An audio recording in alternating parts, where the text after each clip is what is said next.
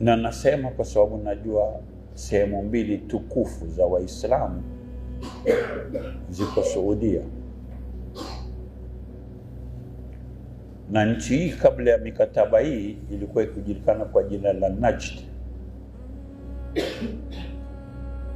Lakini sasa kuitwa Saudia ni kwa sababu ni ya Ibn Saud. Kwa hivyo inakuwa ni ya mtu binafsi. Na hapa kwenye mkataba wamesema kwa Waingereza wanaamini kwa ni yake yeye na watoto wake na warathi wake, ambao pia kwenye kutagua nani atashikilia, mpaka yule aliyoko kwenye mamlaka miongoni mwa Ibn Saud aseme mtoto wangu huyu ndio atashikilia. Hata kama kuna wakubwa aweza kata shauri huyu mdogo atashikilia.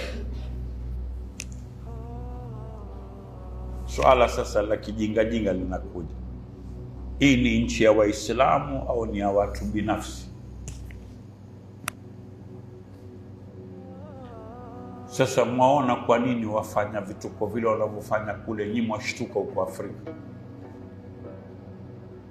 Pakiletwa wale kina Lady Gaga ni kupiga ngoma ndani ya nchi ile, nyinyi mwashtuka kwa Wasuudi vipi?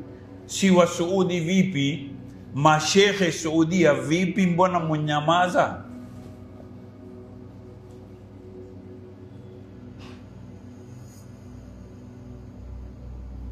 Sasa mwezi wa Ramadhani, lakini mwafuata wao, sio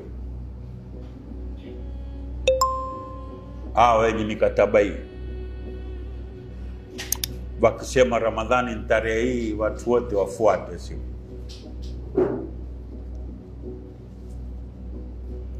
Sijui naeleweka au unasema peke yangu?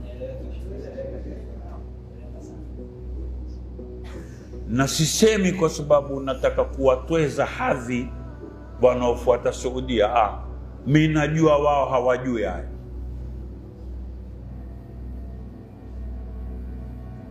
Na haya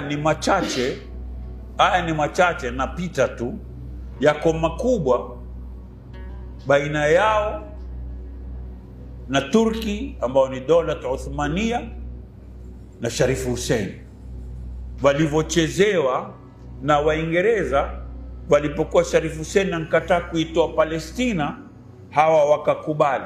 Na mkutano wa Saudi kukubali, walitukuliwa ndani ya manuari ya Kiamerika, wakakaa rais wa Amerika na yeye wakazungumza, wakakubali. Zawadi alizopewa ni mijigari mikubwa ya Amerika ambayo Saudi alikuwa watu hawajayaona. Inasikitisha.